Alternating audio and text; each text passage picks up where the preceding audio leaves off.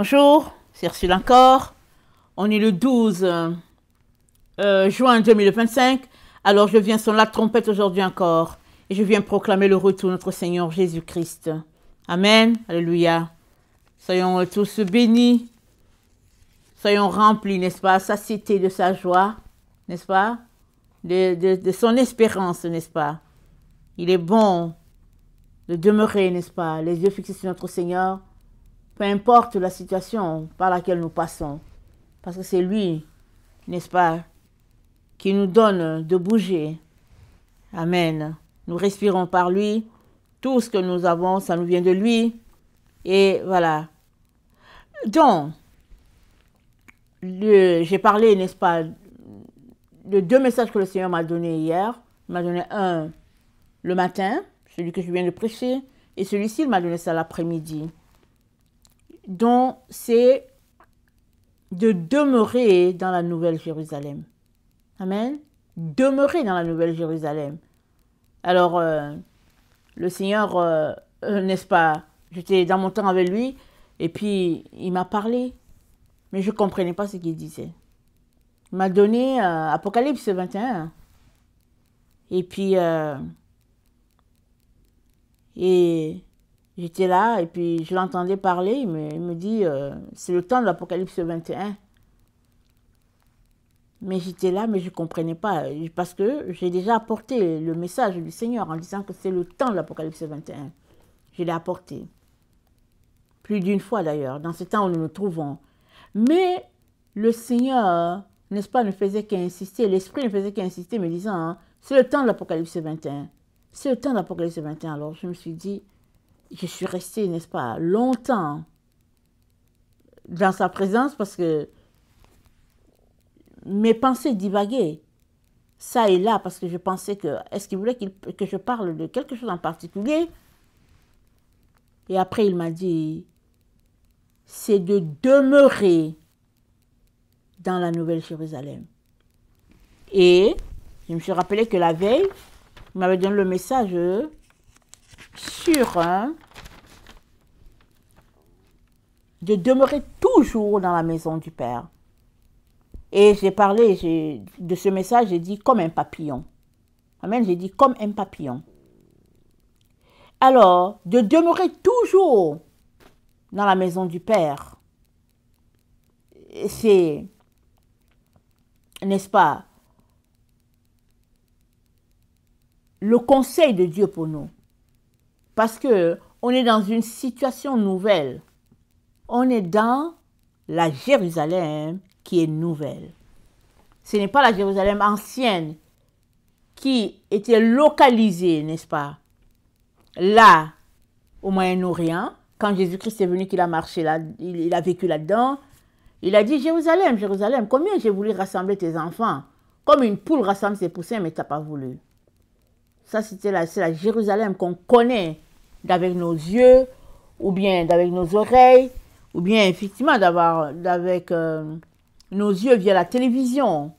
On sait qu'il y a un endroit, n'est-ce pas, au Moyen-Orient, et puis on peut délimiter la superficie, et puis décrire les habitudes des gens, tout ce qui se passe, et bon, il y a les endroits de souvenirs, le tombeau de Jésus, tout est là. Mais Jésus-Christ nous parle de la Nouvelle Jérusalem. Et la Nouvelle Jérusalem, nos yeux ne le voient pas, mais Dieu sait où c'est localisé. Et effectivement, c'est dans le sein du Père. Et si tu crois, n'est-ce pas, à la Nouvelle Jérusalem, tes yeux vont finir par voir. Parce que c'est celui qui croit qui finit par voir. Mais avant, n'est-ce pas, de voir ou bien d'habiter avec tes deux pieds là-dedans, où Dieu te dit, ok, voilà la demeure, l'endroit de la Nouvelle Jérusalem. Avant que ça soit ça, il te dit, spirituellement, demeure dans la Nouvelle Jérusalem. Amen, on va lire, n'est-ce pas, les textes, et on va partager ce que Dieu a pour nous. Alors, Apocalypse 21. Alors je vis un ciel nouveau et une terre nouvelle, car le premier ciel et la première terre ont disparu, et la mer n'est plus. Et la cité sainte, la Jérusalem nouvelle, je la vis qui descendait du ciel, d'auprès de Dieu, comme une épouse qui s'est parée pour son époux. Et j'entendis, venant du trône, une voix forte qui disait, « Voici la demeure de Dieu avec les hommes. Il demeurera avec eux, ils seront ses peuples, et lui sera le Dieu qui est avec eux. Il essuiera toute larme de leurs yeux, la mort ne sera plus. Il n'y aura plus de deuil, ni cri, ni souffrance, car le monde ancien a disparu. » Amen. Donc Dieu dit que le monde ancien a disparu. Mais quand on voit avec nos yeux, on est toujours sur la terre. On peut dire, mais comment est-ce que ça a disparu? Mais c'est Dieu qui décide que ça a disparu. Et Dieu dit, l'ancien monde n'est plus. Les choses ne fonctionnent plus comme ça se passait. Comme un jour, n'est-ce pas, Jésus-Christ est venu, et puis après, il a dit, maintenant, il y a juste 2 commandements. C'est plus les 10 là. Il y a 2. Tu aimeras Dieu de tout ton cœur, de toute ton âme, de toute ta pensée, de toute ta force. Et tu aimeras ton prochain comme toi-même. Voilà les 2 que chacun doit observer. Et quand on prend les 2, au fait, c'est juste une paire, au fait. C'est un seul. C'est la loi de l'amour. 1 Corinthiens 13. Voilà. Alors les pharisiens ne comprenaient pas ce que Jésus-Christ a dit. Ils disent que, mais voilà, il est en train de changer la loi. Moïse nous a donné la loi. Et puis Moïse nous a dit de faire ceci, de faire cela. Mais Jésus-Christ était tout simplement en train de leur partager quelque chose de meilleur que la loi de Moïse. Il était en train de leur dire, si vous marchez dans l'amour là, vous n'avez plus besoin des observances 1, 2, 3, 4, 5, 6 jusqu'à 10. Vous n'avez plus besoin de cela. C'est dans votre cœur. Ça va jaillir de vos entrailles. Et vous allez aimer Dieu abondamment et vous allez aimer vos prochains abondamment.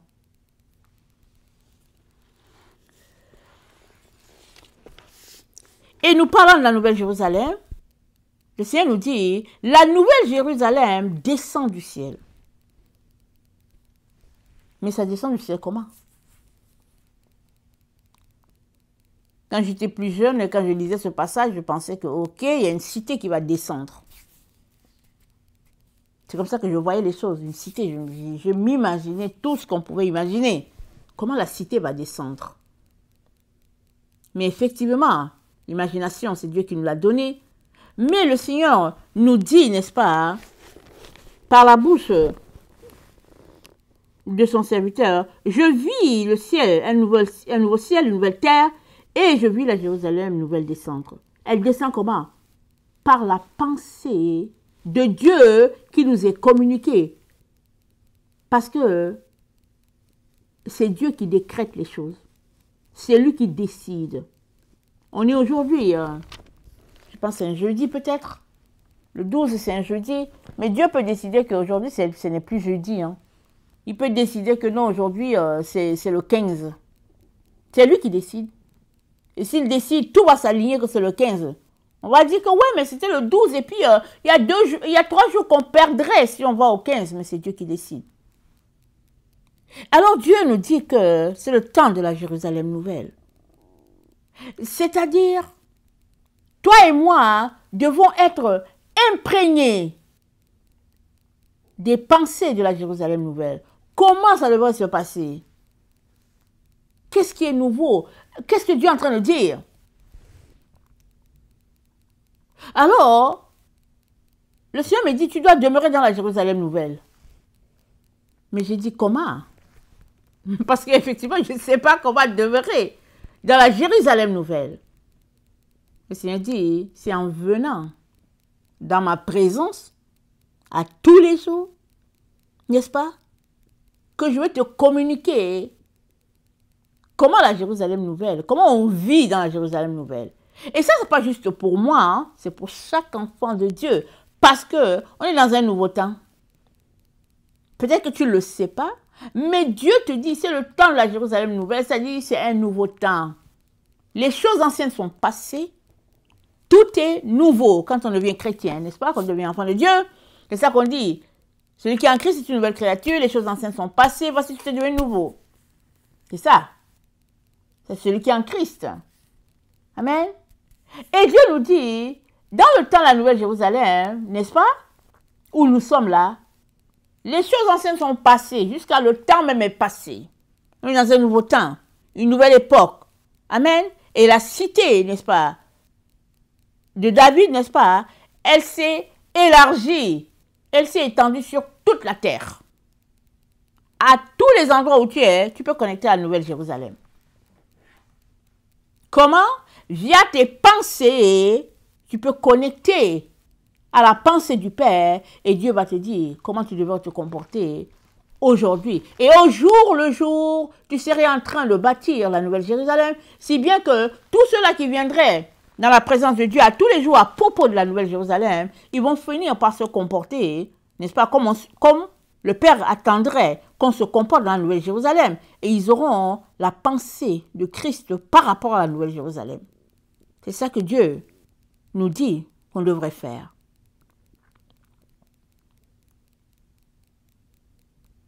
Mais c'est dit, Apocalypse 21, le verset 3, voici la Nouvelle Jérusalem. Ça dit, Dieu pointe, ça démontre. C'est un pronom démonstratif, c'est dit, voici. C'est-à-dire, ça existe. Dieu le pointe. Et il dit de demeurer là-bas. Ce n'est pas demeurer dans l'ancienne Jérusalem, ce n'est pas demeurer dans ta capitale, ce n'est pas demeurer dans les choses que tu connais. Tu es appelé à demeurer dans la cité, n'est-ce pas, nouvelle, que Dieu a fait descendre du ciel, nous disant, hein, c'est le temps de la Nouvelle Jérusalem. C'est ça qui doit être bâti. Et les gens doivent être imprégnés, n'est-ce pas, de la pensée de la Nouvelle Jérusalem, l'atmosphère, tout là-bas, ça doit être Nouvelle Jérusalem. Et si on lisait, n'est-ce pas, Ésaïe, attendez, si on lisait Ésaïe, je pense 64,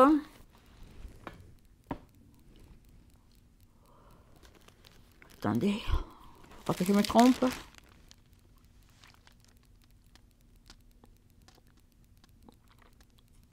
Verset 17, c'est Ésaïe 65, verset 17. Car je vais créer de nouveaux cieux et une nouvelle terre. On ne se rappellera plus les choses passées. Elles ne reviendront plus à l'esprit. Réjouissez-vous plutôt et soyez à toujours dans l'allégresse, à cause de ce que je vais créer. Je vais créer Jérusalem pour l'allégresse et son peuple pour la joie. Je ferai de Jérusalem mon allégresse et de mon peuple ma joie.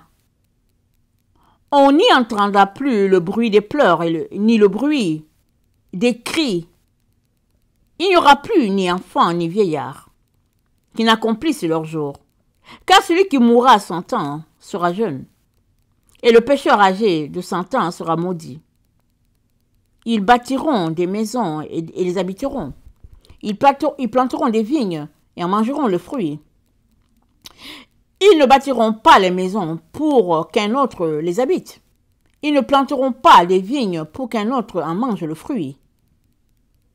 Car les jours de mon peuple seront comme les jours des arbres. Et mes élus jouiront de l'œuvre de leurs mains. Ils ne travailleront pas en vain. Ils n'auront pas des enfants pour les voir périr.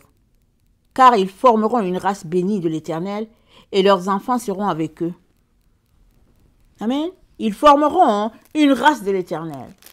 C'est une race, ce sera nouveau. C'est pas que ta peau va changer ou bien ta manière d'être. Ça veut dire que tu penseras désormais comme, n'est-ce pas, on pense quand on est imprégné de la présence de Dieu. Et c'est dit, attendez, il y a une partie que j'aimerais lire.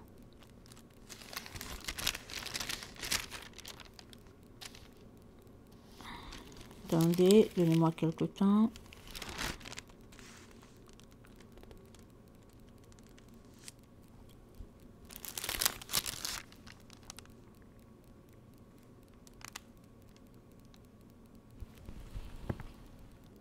Ésaïe 65, le verset 24. Avant qu'ils m'invoquent, je répondrai. Avant qu'ils aient cessé de parler, j'exaucerai. Le loup et l'agneau paîtront ensemble. Le lion comme le bœuf mangeront de la paille. Et le serpent aura la poussière pour nourriture.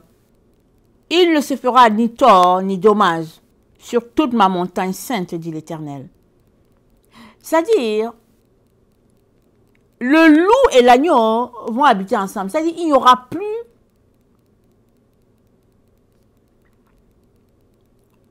de la peur de l'agneau quand il va voir le loup. Ils seront ensemble. C'est-à-dire, le mal aura disparu. Les gens vont recevoir une habilité différente de penser. Ils ne vont pas penser au mal. Ils ne vont pas penser à faire du tort à leur prochain.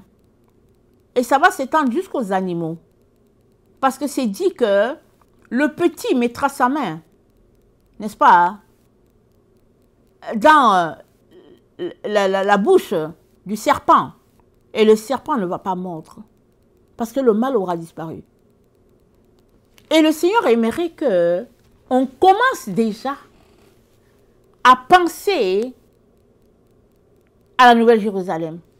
C'est un choix. Il a dit, j'ai mis devant toi le bien et le mal, choisis le bien. J'ai mis devant toi la vie et la mort, choisis la vie. C'est de choisir, de décider que moi, je ne veux plus marcher sur cette voie-là de méchanceté-là. Moi, je veux changer de voie. Je suis fatiguée de la méchanceté. Je veux marcher sur la voie, n'est-ce pas, de la paix. C'est un choix. Et le Seigneur nous dit, on est dans ce temps-là. Amen. Alors, combien de temps cela va durer avant que ça soit effectif, on ne sait pas. C'est dit, dans ces derniers temps, Dieu nous a parlé par le Fils. Avant, il nous a parlé par les prophètes, mais dans ces derniers temps, il nous a parlé par le Fils. Mais le dernier temps, ça a commencé depuis la naissance de Jésus. Quand Jésus-Christ a fait son entrée sur la terre, c'était les derniers temps. Ça fait 2000 ans que ça dure. C'est Dieu qui décide. On ne sait pas c'est quoi son timing. Mais on sait seulement qu'on est dans le temps où il accélère les choses. Et il te dit, acquiert la nouvelle pensée. Il te dit, saisis le moment. Fais partie, n'est-ce pas, de ce temps dans lequel on est. Fais partie. Embarque. Amen. Dans le chariot de Dieu. Ne reste pas dans le chariot des humains. Ne reste pas dans la distraction qu'ils sont en train de faire ça et là. Il y embarque dans le projet de Dieu. Que ce soit ton projet. Et son projet, c'est de faire de la Nouvelle Jérusalem une joie, une allégresse. Alors, si tu n'embarques pas dans son projet, tu vas dire quoi? La Jérusalem qui est là, où les gens ne peuvent même pas habiter ensemble, et puis les deux peuples se déchirent, et puis comment? Et puis tu vas entrer dans le raisonnement. Non. Dieu te dit, il s'agit de la Nouvelle Jérusalem. C'est ça qu'il est en train de bâtir, c'est ça qu'il est en train de faire. Et toi, en tant que son enfant, hein, tu es appelé à demeurer dedans, à habiter dedans. Donc, c'est ça que je recevais hier, quand j'étais là, que je ne comprenais pas, et puis il m'a expliqué. Il dit non, il faudrait que tu habites dans la Nouvelle Jérusalem, que tu demeures là, tu ne sors pas de là, tu demeures là. Combien notre mémoire aime retourner en arrière? Combien on aime aller, n'est-ce pas, hein, regarder ce qui s'était passé il y a 10 ans. Je me dis, ah mais au fait, qu'est-ce qu'il devient celui-là? Ah non, mais je vais voir, au fait, c'est quoi qu'il a encore dit, mais c'est quoi le concernant? Et ces derniers temps, hein, si on voit, n'est-ce pas, en ligne, il y a beaucoup de messages qui ressurgissent concernant les héros de la foi. Beaucoup de messages. Je ne sais pas si vous avez fait attention. Moi, je l'ai remarqué quand à peu près la Covid avait sonné. J'avais été attirée, n'est-ce pas, par quelque chose qui se passait. C'est que les gens avaient arrêté de parler de Jésus. Ils parlaient des héros de la foi. Les différents héros étaient souvent prêchés, mentionnés. Mais Jésus même était laissé de côté. Ça m'avait frappé. J'ai trouvé ça bizarre. Je me suis dit, mais, ok, On est dans un temps de la fin, on est dans un temps où on se questionne, mais il me semble que s'il y a quelqu'un qu'on devrait prêcher, c'est bien Jésus. Parce que les héros de la foi ne nous ont pas sauvés. Ils sont comme toi et moi. Ils ont eu besoin d'être sauvés par Jésus. Alors pourquoi est-ce que tout tourne autour du fait que, voilà, leur foi leur a fait ceci, leur foi a fait cela? Parce que quand même ta foi ferait quelque chose, au finish, c'est Dieu, n'est-ce pas, qui intervient dans ta situation pour se glorifier. Amen. Alors, dans Apocalypse 21, le verset 8, c'est dit, Apocalypse 21, le verset 8, c'est dit, le vainqueur recevra cet héritage, et je serai son Dieu, et il sera mon fils. Ça, c'est le verset 7. Le vainqueur, n'est-ce pas, des temps dans lesquels nous nous trouvons, recevra comme héritage la Nouvelle Jérusalem. Et dans la Nouvelle Jérusalem, c'est dit que les lâches ne sont pas là, les infidèles ne sont pas là, les dépravés n'y sont pas, les meurtriers non plus, les impudiques non plus, les magiciens, les idolâtres. En tout cas, ils ne seront pas trouvés dans la Nouvelle Jérusalem. Qu'est-ce que Dieu est en train de nous dire? Il est en train de nous dire, arrête ces pratiques-là si tu les fais. Ce n'est pas parce qu'il ne te veut pas là-bas. Parce que c'est le temps de la Nouvelle Jérusalem, c'est sur toute la terre. Amen. Le temps de la Nouvelle Jérusalem est sur toute la terre. Tout le continent terrestre, n'est-ce pas, c'est la Nouvelle Jérusalem. Parce qu'on est dans le temps.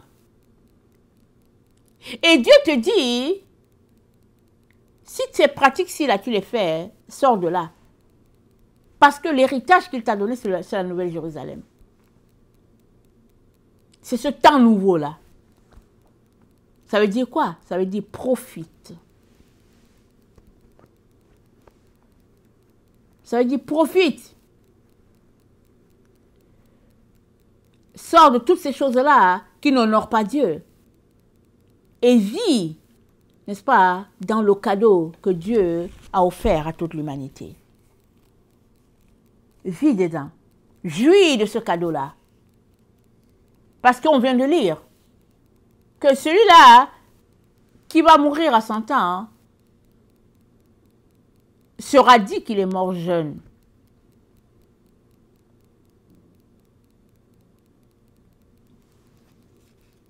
Ça veut dire que l'espérance de vie sera très élevée. Mais c'est quoi qu'il y aura de nouveau? On ne sait pas. Est-ce que Dieu va utiliser les scientifiques pour découvrir quelque chose? Ou bien est-ce que lui-même, il va envoyer un vent qui va faire que le renouveau sera dans l'air? On ne sait pas ce qui va se passer. Mais cela commence par toi, changeant tes pensées par rapport à ce que Dieu est en train de faire en ce moment-ci, et puis par rapport à ce qu'il a déjà fait. Amen. Il a tout acquis pour toi, et il a fait venir jusqu'à ton temps, n'est-ce pas, la cité céleste, le temps de la Nouvelle Jérusalem, il l'a fait venir jusqu'à notre époque du XXIe siècle. On est en 2025. Il a fait venir la Nouvelle Jérusalem jusque-là.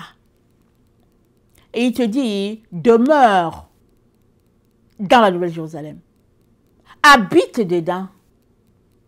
La Nouvelle Jérusalem, elle a ses règles, elle a ses lois, elle a sa façon de faire.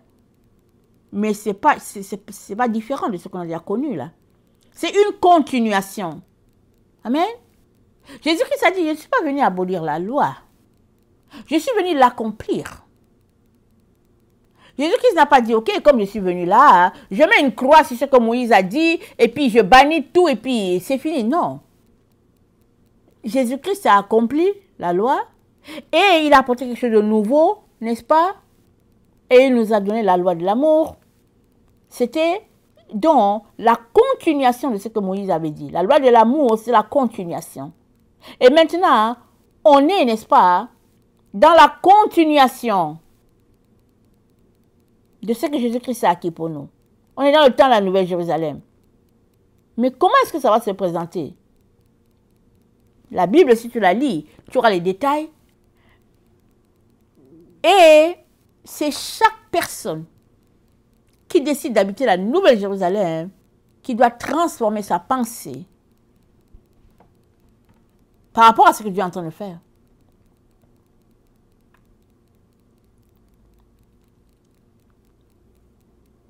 De telle sorte que tu vas comprendre l'importance de respecter la nature.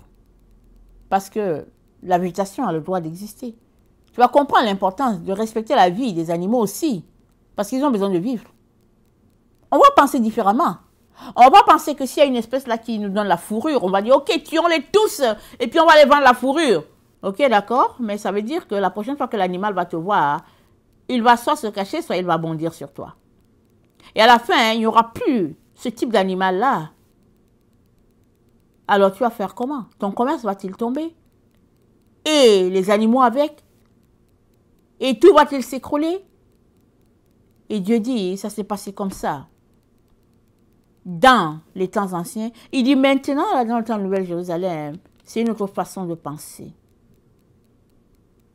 Le loup, il n'aura pas peur quand il va... pardon, l'agneau n'aura pas peur quand il va voir le loup. Il n'aura pas peur.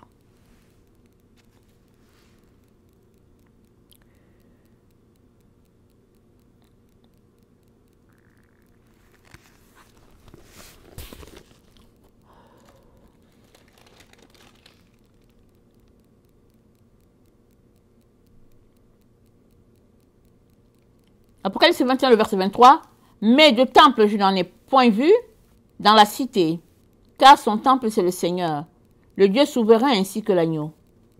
Il n'y a pas de temple, il n'y a pas d'église. Ça se prête vraiment à notre temps où nous sommes. Si tu es là où tu es là, et que tu dis que, ok, s'il n'y a pas d'église, moi, ma vie n'a pas de sens, je n'adore pas Dieu. Si je ne vais pas dans un bâtiment, alors, il y a un problème. Oui, si tu peux te retrouver avec les frères et les sœurs, c'est une bonne chose. Mais si tu ne peux pas aussi te retrouver, parce que le Seigneur le fait autrement pour toi, alors, de dire que s'il n'y a pas de bâtiment, je peux adorer et c'est fini pour moi, alors tu n'es pas dans la pensée de Dieu. Parce que la pensée de Dieu, c'est qu'il n'y avait pas, n'est-ce pas, d'église. C'est-à-dire, les humains ne basaient pas leur salut à partir de l'église, à partir de la dénomination, non. Ils basaient leur salut, n'est-ce pas, sur la présence de Dieu. Parce que Dieu était présent dans la Nouvelle Jérusalem et la pensée de Dieu imprégnait celle des hommes. Si bien que les gens pensaient comme Dieu. Ils ne pensaient pas à détruire un animal pour remplir leur ventre. Ils pensaient plutôt le contraire quand ils voient un animal. L'animal aussi a besoin a le droit de vivre, comme toi aussi tu vis.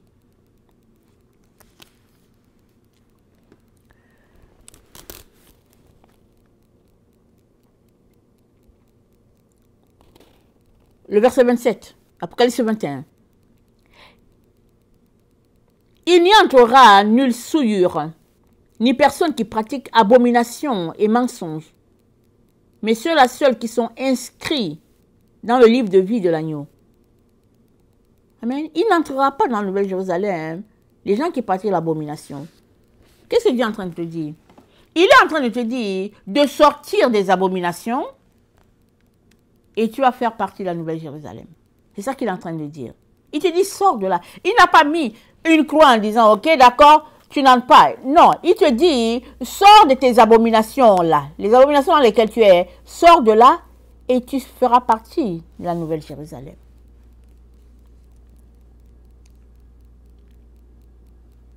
Parce que c'est une nouvelle façon de faire.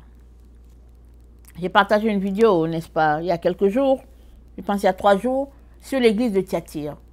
À l'église de Thyatire, il se dit qu'il y a un groupe qui est adonné à Jézabel, et puis Dieu dit, si vous ne vous repentez pas là, voilà ce que je vais faire. Mais il y a un autre groupe, n'est-ce pas, qui se dit que, ok, vous n'êtes pas entré dans la profondeur de Satan. Et puis bon, pour vous, c'est différent. Je vais vous épargner les choses. Dieu dit, il n'y a plus le type d'église de Thyatire maintenant. son église, c'est un. Il n'y a pas dans son église un groupe qui est avec Jézabel, un autre qui est avec Baal, un autre qui est avec Jésus. Il dit non, non. Il dit, son église, c'est un seul groupe. C'est les enfants de Dieu qui ont donné leur vie à Jésus et qui vivent ensemble comme une seule personne, mettant en pratique les recommandations de Dieu, demeurant, n'est-ce pas, dans la cité de Dieu, la Nouvelle Jérusalem, qui est descendue du ciel. Parce que Dieu nous a communiqué la pensée en disant c'est le temps. Et dans la Nouvelle Jérusalem, on pense d'une façon, une façon de faire. Et Dieu aimerait qu'on acquiert cette façon de faire-là. Amen. Et ça va s'atterrir dans sa présence. Et il a dit, désormais là, dans le temps dans lequel nous sommes, ceux-là qui vont entendre la voix de Dieu clairement là, il dit c'est ceux qui vont venir dans sa présence.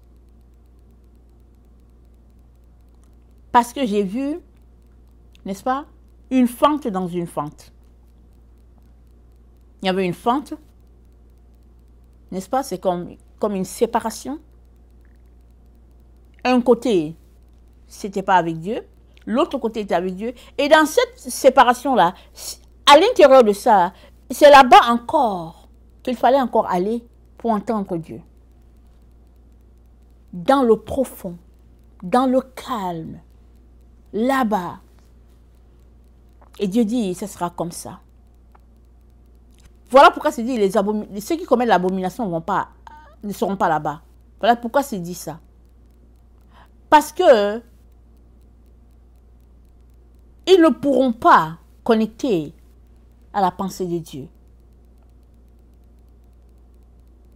Et Dieu est en train de nous dire, sortez des abominations, afin de connecter à ma pensée. Et ma pensée, n'est-ce pas, c'est de bâtir la Nouvelle Jérusalem telle que je l'ai établie dans l'éternité. Et je ne vais pas continuer de traîner avec le type d'église de Thyatire. On n'en finira pas. C'est le temps de couper court à tout ça. Maintenant, à venir en aide à ceux-là qui veulent vraiment marcher, n'est-ce pas, dans ce que Dieu a dit. Amen. C'est ici la demeure de Dieu, n'est-ce pas, dans la Nouvelle Jérusalem. Et Dieu est lumière. Et ceux-là qui demeurent dans la lumière demeurent dans la Nouvelle Jérusalem et font avancer le plan de Dieu sur la terre. Et Dieu va compter sur ceux-là. Mais tous ceux-là qui veulent demeurer un peu dans les ténèbres, un peu dans la lumière, non, Dieu dit, ça ne va pas marcher. Ça ne va plus être comme ça. Et il te demande de sortir alors du pied clopin, hein, sors de là et viens complètement demeurer dans la lumière. Demeurer dans la Nouvelle Jérusalem. Et Dieu va te communiquer les pensées, n'est-ce pas? Pour que tu fasses partie de son plan, que tu participes, n'est-ce pas, à ce qu'il a déjà établi. Et puis, tous ceux-là qui vont faire comme toi, vous allez faire avancer la Nouvelle Jérusalem sur la terre. Et ce sera la joie, ce sera l'allégresse du Seigneur, comme on l'a lu. Amen. Que le Seigneur bénisse sa parole et que sa joie demeure. Amen. Dans chacun d'entre nous. Et que nous puissions marcher, n'est-ce pas, pour la gloire de Dieu, sortant des pratiques nauséabondes comme la sorcellerie, la magie, toutes ces choses-là. Il est temps de sortir de là et de laisser la gloire de Dieu, n'est-ce pas, paraître dans nos vies et sur la terre. Amen. Alléluia.